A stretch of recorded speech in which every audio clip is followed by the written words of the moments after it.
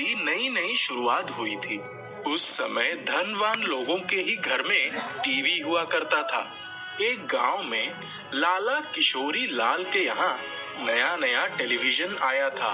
लाला ने गरीबों का खून चूसकर बहुत सारे धन इकट्ठा किया था।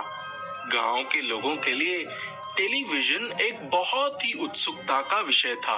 वो लोग कभी कभी लाला की खिड़की से छिपकर टीवी पर कुछ चित्र, गाने और आवाजें सुन लिया करते थे।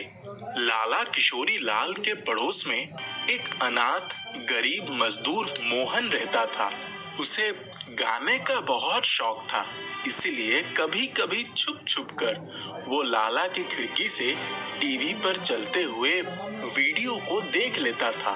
एक दिन लाला ने उसे ऐसा करते हुए देख लिया और बोला, क्यों रे मोहन, मैं अपने घर के पास किसी को फटकने नहीं देता और तू खिड़की के पास से चोरी चोरी टीवी देखता है।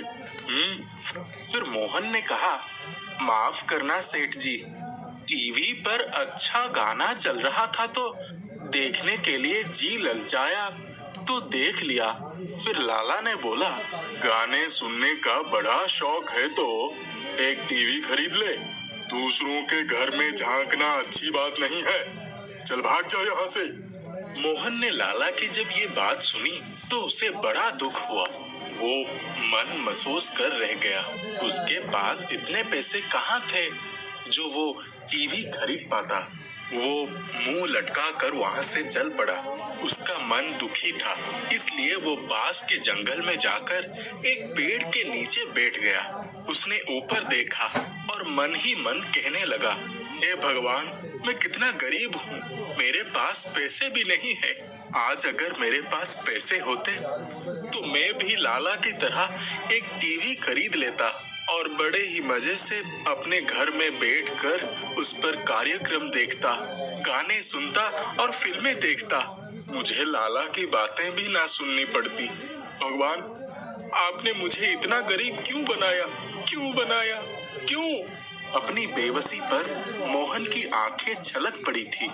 मोहन जिस पेड़ के नीचे बैठा था, उस पेड़ को मोहन पर बड़ी दया आई।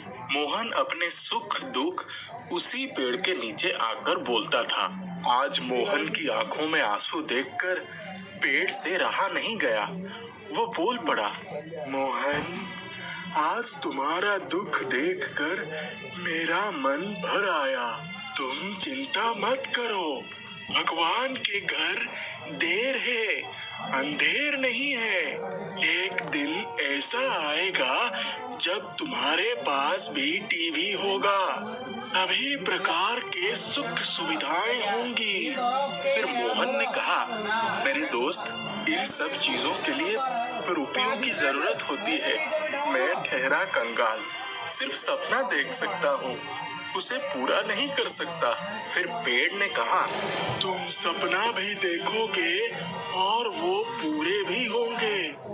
ये लो, मैं तुम्हें एक चमत्कारी कुल्हाड़ी देता हूँ। ये कुल्हाड़ी के जादू से जंगल में जाकर तुम पलक झपकते ही बहुत सारी लकड़ियां काट सकते हो।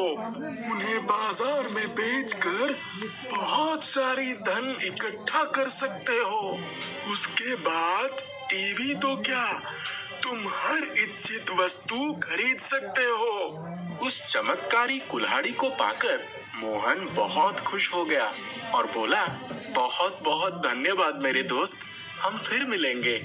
मोहन जंगल में सूखी लकड़ियां काटने लगा। वो लकड़ियों को गाजर मूली की तरह काट रहा था। वो कुल्हाड़ी चलाता, लकड़ी अपने आप कट जाती। देखते ही देखते कटी हुई लकड़ियों का अंबार लग गया। उसने सभी लकड़ियों को बैलगाड़ी से लेकर बाजार में बेच दी। कुछ दिनों में ही ढेर सारी लकड़ियां बेचकर उसके पास बहुत सारी दौलत इकट्ठा हो गई। उसने जरूरत की बहुत सारी चीजें और एक छोटा सा सुंदर टीवी बाजार से खरीद लिया। उसके घर में भी टीवी का प्रोग्राम चलने लगा। उसने पास पड़ोस के लोगों को भी टीवी देखने के लिए आमंत्रित किया। मोहन ने कहा, गांव वालों, मेरे घर के दरवाजे सबके लिए खुले हैं। आप लोग यहाँ आकर टीवी का प्रोग्राम देखकर अपना मनोरंजन कर सकते हैं। फिर एक ग्रामवासी बोलता है, धन्यवाद भैया, तुम्हारा दिल बहुत बड़ा है।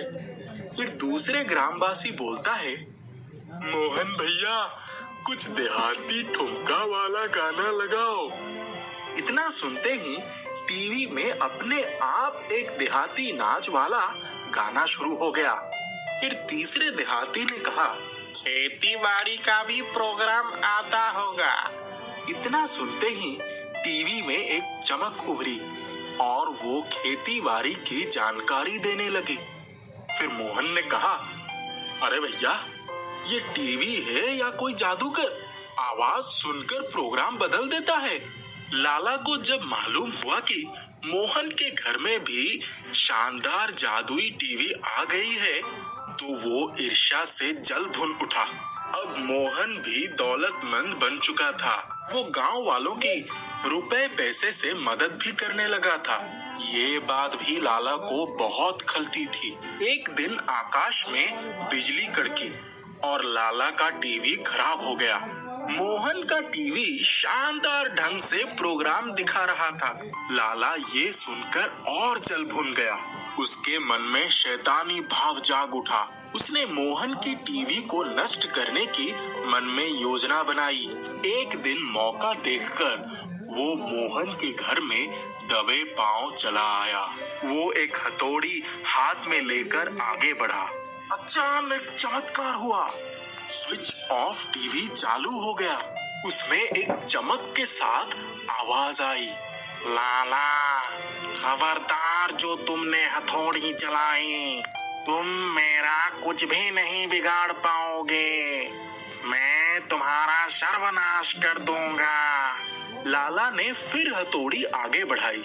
इतने में उसके हाथ से हथौड़ी छूटकर जमीन पर गिर पड़ी। इसके बाद लाला भी धड़ाम से जमीन पर गिरकर चिल्लाने लगी, जैसे उसे वहां किसी ने उठाकर पटक दिया हो। लाला ने बोला, हाय राम, बचाओ, इस टीवी से मुझे बचाओ, मेरी कमर टूट गई, कोई आओ, मुझे उठाओ। फिर टीवी से आवाज आई, लाला, तुम्हारा दिल है काला, जैसा करोगे वैसा भरोगे। अब तक मोहन भी अपने घर में पहुंच चुका था। मोहन ने बोला, अरे लाला, तुम मेरे घर में क्या कर रहे हो? फिर टीवी ने कहा, ये हथौड़ी लेकर मुझे तोड़ने आए थे और अपनी हड्डी तुड़वा बैठे। इनके घर वालों को संदेशा भेज दो, इन्हें अस्पताल ले जाएं। फिर मोहन ने कहा, अरे मेरे टीवी, तुम बोल भी सकते हो? तुम तो सचमुच जादुई टीवी निकले। अगर जादुई ना होते तो लाला आज तुम्हें जरूर तोड़ डालता। चलो भाइयों, लाला को उठाओ, इनके घर पहुंचाओ। लोग मिलकर लाला को उठाने लगे और लाला दर्द से चिल्लाने लगे, अरे मर गया रे, मर गया, बहुत दर्द हो रहा है। इससे हमें ये सीख मिलती है, जैसी करनी वैसी भरनी।